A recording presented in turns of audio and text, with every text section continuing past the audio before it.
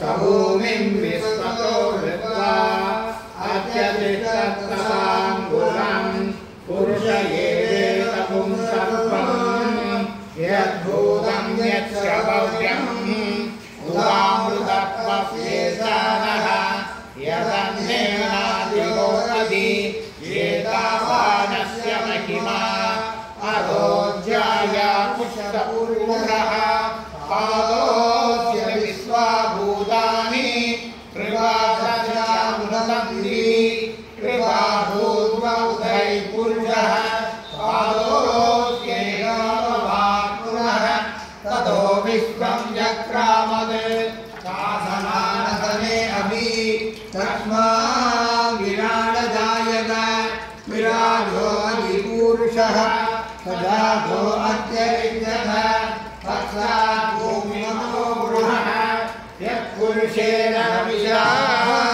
देवा यज्ञमकन्दत असन्दो अस्यासीराज्ञम् भीष्मयुद्धक्षरद्बलिः सप्ताहस्यासंस्तरिरयः त्रिसप्तसरिरत्नाः देवा यज्ञं तन्मानाः अभक्तं पुरुषं पशुं तैयज्ञं कलिशिक्रोक्षं पुरुषं जातमकृतः तेन देवा अयधन्त साध्यार्षयच्चये तस्मात् यज्ञान् सर्वभूतः सम्प्रदं वृषधाज्यं पशुमुत्ताकुच्छक्रे वायव्यान् कारण्यान् ग्राम्याच्चये तस्मात् यज्ञान् सर्वभूतः तुषसामानि यज्ञे सन्धापुंसि यज्ञे तस्मात् रजुस्तस्मादजायत तस्मादस्वादजायन्त एकेशोपयाततः गावो यज्ञे तस्मात् जाता अजावयः यत्पुरुषं यतदुः कथिताव्यकल्पयन् मुखं यमस्य तौ बाहु काहुर्वादा उच्यते ब्राह्मणोऽस्य मुखमासीत् बाहुराजन्यकृतः ऊरुतस्य यद्वैश्यः तस्यागुं शूद्रो अजायत चन्द्रमा मनसो जातः चक्षो सूर्यो अजायत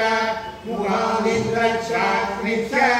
प्राणात् वायुरजायत नाभ्या आसीदन्तरिक्षम् येषोऽव्यौ समवर्तत अद्यां भूमिः सर्वोत्रात्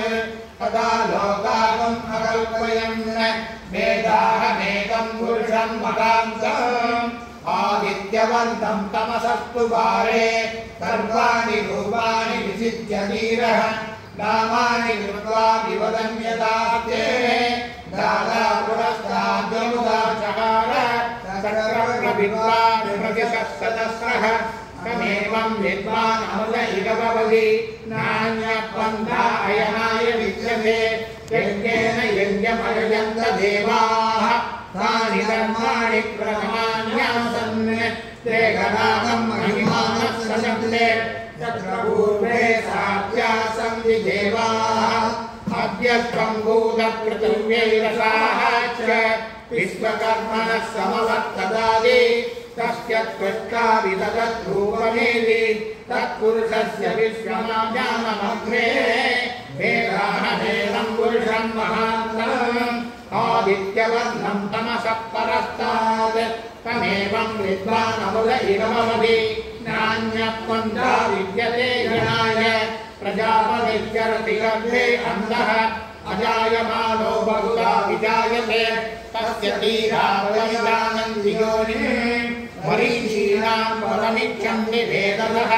यो देवेभ्य आदपति यो देवानां पुरोहितः पूर्वो यो देवेभ्यो जातः नमो वृषाय ब्राह्मणे वृषं ब्राह्मणं जनयन्तः देवाः भेदप्लवन् चैवं ब्राह्मणो विद्यात् तस्य देवा असन्वसेः वीक्ष्यते लक्ष्मी च पत्न्यो अहोरात्रे वास्ते नक्षत्राणि रूपम् अस्मिन् व्याप्तम् इष्टं मनिषाण अमुं मनिषाण सर्वं मनिषाण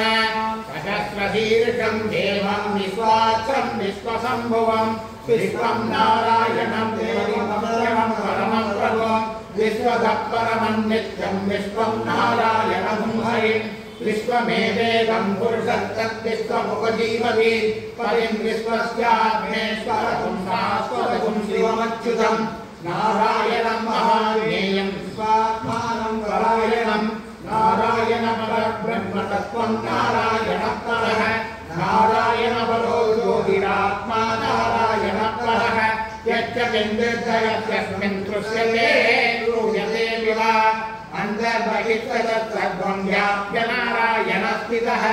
अनन्तमव्ययं कविगुं समुद्रेन्द्रं विश्वसम्भुवं पद्मकोशप्रदीकाशं हृदयङ्घायतोमुखम् अतो नित्याविलज्जान्त्यामुपरितिष्ठति हृदयं तत्विजानीयां विपश्चालतमं महरे सन्ततं विरावित्तुलं मध्याकोशसन्निभं पश्चान्ते सुचिरकं सोत्वं तस्मिन् सर्वं प्रतिष्ठितं तस्य मध्ये महानग्निर्विश्वास्यर्विश्वतो मुखः भोक्तृविपचन्दितन्नाहारमजरकविः चन्दावयति स्पन्देकमापादतलमस्तकं तस्य मध्ये वह्निशिखा अनियोद्मा विवस्थितः नीलतो यदमध्यत्या विद्युल्लेखे प्रभास्वरः नीर्वाणशूकवन्तं वीतीगावास्यात्तरूपमा तस्याशिखाया मध्ये परमात्मा विवस्थितः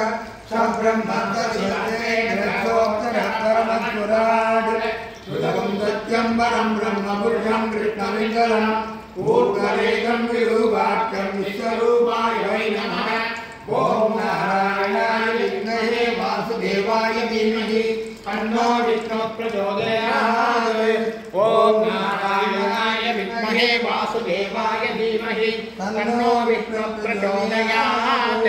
विष्णोर्नुगं दिव्यानि प्रलोकय्य पार्थिवानि विममे रुदागुभ्यो अष्टवायुरुदरं सहस्रं विसक्रमानत्वेदोरुभायो विष्णुर्नरमसि विष्णो वृष्टमसि विष्णो सप्तवेदो विष्णो शूरसि विष्णो ध्रुवमसि वैष्णवमसि विष्णवे त्वां तदस्य प्रियमनुपादो अस्यां नरो यत्र देवयवो भदन्ति गुरुक्रमस्य शैवन्दुर्हृदा विष्णो त्वमे परमे पत्र उत्तः प्रदक्षिणसुरसौवेदीयाय मृगोणभीमकुचरोगिरिक्ताः यस्यो दृषु विक्रमणेषु अधिक्षयन्ति भुवनानि विश्वाः परो मात्रजातनवामृतान्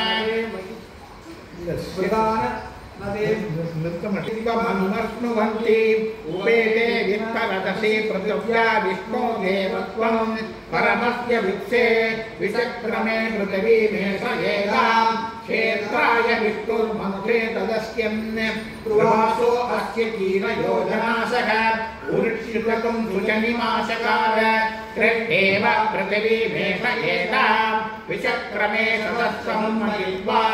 प्रविष्टुरस्तु तमसस्तदीयान् पेशकुत्यस्य तमदुष्टोमुखमान् अतो देवा अवन्तुनो यतो विष्णुर्विचक्रमे पृथिव्या सप्ततामपि